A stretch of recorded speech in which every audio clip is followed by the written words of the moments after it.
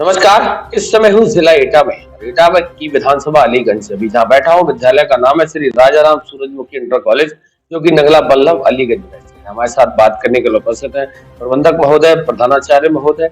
बात करने को जानने का प्रयास करता हूँ कि वास्तविकता इस संस्थान का उद्देश्य क्या था स्थापित होने का, किस सन में इसकी स्थापना हुई थी, कोरोना के समय क्या क्या परेशानियों का सामना करना पड़ा, सरकार का सहयोग कैसा रहा, परीक्षाओं की तैयारियां कैसी चल रही है, नया सत्र आने वाला है तो उसके लिए इस बार संस्था क्या बदलाव करने वाली है। सर, सबसे पहले आपका स्वागत। देखिए, हमारी संस्था 2006 में शुरू हुई थी। उस समय इस क्षेत्र में कोई भी विद्यालय नहीं था, पिछड़ा हुआ क्षेत्र था। बच्चे अलीगंज तक भागते थे, रास्ते में दुर्घटना भी हो जाती थी, छेड़छाड़ भी हो जाती थी। इन बातों को देखते हुए मैंने इस क्षेत्र के विकास के लिए अपना विद्यालय डाला। तो कुछ परेशानियां भी आई। देखते देखते पहले मैंने इस विद्यालय की नींव छप्पर झोपड़ी से डाली। धीरे धीरे बढ़ता गया। समाज, हमारे क्षेत्र का सहयोग मिला। सहयोग मिलने पर मैं धीरे धीरे बढ़ता गया। फिर मैंने टीन का प्रबंध किया। टीन के बाद फिर मैंने जब मैंने जान लिया विद्यालय अब चल जाएगा, फिर इस स्थिति में मैंने कमरा को बनवाया और मान्यता लेना शुरू कर दी। हाँ, अब वो स्थिति है। कुछ इससे पहले मैंने सहयोग भी चाहा, लेकिन किसी ने कोई सहयोग जब ना मिला, वहाँ जनता का ही सहयोग रहा। मान्यताओं में बहुत दिक्कत हुई। फिर जब हमको मान्यता मिल गई, उसके बाद मैंने आगे बढ़ाया। फिर पहले प्राइमरी से शुरू किया था, उसके बाद जूनियर और हाई स्कूल की मान्यता ली। अब एक समस्या मेरे ऊपर है, अभी भी उसका समाधान नहीं हो रहा है। मैंने बहुत ही प्रयास किया है। मेरे विद्यालय के ऊपर से एक जो लाइन निकली हुई है, हाई टेंशन लाइन, उसके लिए मैंने बहुत प्रयास किया और वो एस्टीमेट ही बनवा लिया। उसके बाद भी आज कोई भी सुनने वाला नहीं है। जिसके पास जाते हैं कि तुमने विद्यालय बनाया क्यों? बताइए, हमारा क्षेत्र इतना पिछड़ा हुआ है, मैं उसका विकास नहीं कर सकता हूँ। और जो पिता से गलती हो जाती है, क्या बाप उसको बच्चा उसको सुधारता नहीं है, हैं? जब पिता से कोई गलती हो गई, मान लीजिए लाइन यहाँ से निकली तो उनको नहीं मालूम था, उन्होंने संस्था यहाँ पर डाल दी। डालने के बाद आज लाइन ऊपर निकली, उसको हटाने का प्रयास नहीं हो सकता है?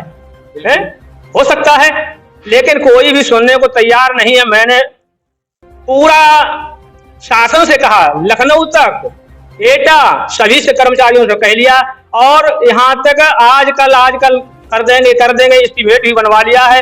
और हमारे वो तार भी पड़ा हुआ है, खंबे भी पड़े हुए हैं, लेकिन आज भी लाइन शिफ्ट नहीं हो रहा। आश्वासन दे रहे हैं कर देंगे, लेकिन जब कहते हैं तो कुछ सुनने वाला कोई नहीं है। सर, अभी बहुत महत्वपूर्ण बात कही, जो कि संस्थान और शिक्षा का मंदिर है, या जिस तरीके का हाई टेंशन लाइन का वो है, तो क्या आश्वासन मिला उच्च अधिकारियों से? सर, आश्वासन क्या मिला? उच्च अधिकारी तो पता नहीं क्या बात है, कोई राजनीतिक परिस्थितियां हैं। वैसे तो एस्टीमेट बनने के बाद और सारी व्यवस्थाएं होने के बाद तो मुझे कोई कारण नहीं दिखाई देता है कि लाइन नहीं हटती, लेकिन अधिकारी लोग यही कहते हैं कि राजनीतिक परिस्थितियों के, जबकि हमें किसी राजनीति से कोई मतलब नहीं है। हमें केवल शिक्षा से मतलब है, क्षेत्र के विकास और पढ़ाई से मतलब है। लेकिन लोग राजनीतिक परिस्थितियों के कारण भी इस लाइन को हटाने का कोई भी जोखिम नहीं उठाते। वो कहते हैं कि दूसरी पार्टी के लोग हैं, वो हमारे ऊपर कुछ एक्शन ले लेंगे तो हमें दिक्कत हो जाएगी, इसलिए वो इस काम को करने से डर रहे हैं। सर, अभी उस पे हम भी थोड़ा सा प्रयास करेंगे आने वाले समय में। एक सवाल आपसे है, कोरोना काल के समय संस्थान को क्या क्या परेशानियां थी? सर, कोरोना काल के समय तो संस्थान को बहुत बड़ी परेशानियों का सामना करना पड़ा, क्योंकि संस्थान यहाँ पे अच्छी तरीके से नहीं चला। तो जो भी बच्चों से फीस का कलेक्शन होता है वो बिल्कुल खत्म हो गया। यहाँ पर पढ़ाने वाले जो अध्यापक थे, उनकी आर्थिक स्थिति बहुत खराब हो गई। और उसके बाद में किसी भी प्रकार से मतलब दो साल का ये झटका लगा है, तो उससे संस्थान को भी आर्थिक स्थिति बहुत खराब हो गई, और उससे संस्थान को दोबारा चलाने में काफी परेशानियों का। सरकार का क्या सहयोग रहा? सर, सरकार का तो कोई भी विशेष सहयोग किसी तरीके का नहीं रहा, क्योंकि हमारा जो वित्त विहीन विद्यालय है, तो सरकार ने इसमें किसी प्रकार का कोई सहयोग अभी सरकार से मुझे नहीं मिला। मानव जीवन में शिक्षा को कितना महत्वपूर्ण मानते हैं? शिक्षा तो मानव जीवन में सबसे महत्वपूर्ण है। किसी भी जीवन के लिए शिक्षा के बिना तो जीवन ही नहीं, जीवन की कल्पना भी नहीं की जा सकती है बिना शिक्षा के, क्योंकि शिक्षा, जीवन की शुरुआत ही शिक्षा से होती है और जब तक जीवन चलता है तब तक शिक्षा चलती रहती है। Without education no life. परीक्षाओं का दौर है, परीक्षाओं का समय है, तैयारियां कैसे? सर, परीक्षाओं की तैयारियां हमारी बहुत अच्छी तरीके से चल रही हैं। चूंकि यहाँ पर रूरल एरिया है तो रूरल एरिया में थोड़ा गार्जियंस का सहयोग नहीं मिलता है। गार्जियंस उस तरीके से कोऑपरेशन नहीं करता है, बच्चे को समय से स्कूल न भेजना और बच्चे को अच्छी तरीके से बुक्स वगैरह वो चीजें भी समय से उपलब्ध न कराना और तमाम परिस्थितियां हैं। इसलिए लेकिन मेरा विद्यालय का पूरा ये प्रयास रहता है कि बच्चों को अच्छी से अच्छी और गुणवत्तापूर्ण शिक्षा दी जाए ताकि बच्चों का अच्छे से विकास हो। नए सत्र में क्या बदलाव करें? नए सत्र में सर हमारा तो बदलाव प्रतिवर्ष होता रहता है। बच्चों की शैक्षिक स्थिति को देख करके उनकी शिक्षा को किस तरीके से हम बढ़ा सकते हैं, उनकी शिक्षा के स्तर को अलग अलग मेंटेन करके, अलग अलग ग्रुपों की व्यवस्था करके, अलग अलग सब्जेक्ट में जो भी उनकी परेशानियां हैं उन परेशानियों को पहले चिन्हित करते हैं और उनको दूर करने का यथासंभव प्रयास करते हैं। सर, आपसे आखिरी सवाल है, नए वाले सत्र में परीक्षाओं के बाद नया सत्र शुरू होगा तो जो पेरेंट्स आपके साथ जुड़े हैं, नए एडमिशन होंगे, नए लोग जुड़ेंगे, उनसे क्या कहें? उनसे यही कहना चाहते हैं कि आप जो है क्षेत्र में देखें, जो विद्यालय अच्छी तरीके से शिक्षा दे रहा है उसी में एडमिशन करवाएं।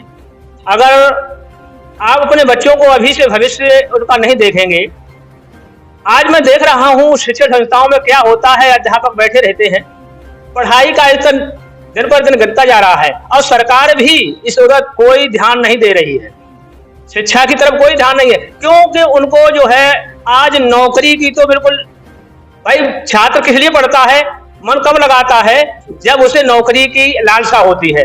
अब जब नौकरी की कोई जगह नहीं निकल रही है, कोई प्रयास नहीं हो रहा है, तो छात्र अब ये सोचता है कि हम पढ़ के करेंगे ही क्या। तो शिक्षा का स्तर जो है सरकार की तरफ से लगातार गिर रहा है। जब ये स्तर गिर जाएगा, अब मुझे ये भी दिखाई दे रहा है कि सरकार चाहती क्या है। मैं ये विश्वास करता हूं कि अगर शिक्षा का यही स्तर रहा तो एक दिन वो आएगा कि छात्र विद्यालय नहीं जाएगा कि हम करेंगे क्या, हमें तो दुकान करनी है तो दुकान करेंगे या कोई और धंधा करना वो करेंगे, पढ़ के करेंगे क्या है? जब हमें नौकरी नहीं मिलेगी। कुछ बच्चे ऐसे होते हैं नौकरी के लिए पढ़ते हैं, कुछ डॉक्टर और अच्छी नौकरी प्राप्त करने के लिए पढ़ते हैं। जब कोई हमें नौकरी जगह नहीं निकलेगी तो हम करेंगे ही क्या पढ़ के। उनका मन लगातार गिर रहा है पढ़ाई की तरफ से। और देखिए, अब जो सरकार है हमें उसका मन नहीं पता लगता ये क्या करना चाहती है। क्यों, जब शिक्षा का स्तर गिर जाएगा, मान लीजिए जब बच्चा पढ़ेगा नहीं तो अच्छा नौकरी कहाँ से मिल जाएगी। जब उनका लगातार शिक्षण का कार्य गिर रहा है, शिक्षण कार्य लगातार नीचे अवनति की तरफ पहुंच रहा है, तो हमें विश्वास है कि आगे चल के बच्चा कितना भी प्रयास करे लेकिन वह नौकरी में आवेदन करने लायक नहीं रहेगा। जब आप हाँ चलिए जी, बहुत बहुत धन्यवाद सर। हमारी तरफ से आप दोनों लोगों को आने वाले परीक्षाओं के लिए, नए सत्र के लिए बहुत बहुत बधाई, शुभकामनाएं। धन्यवाद।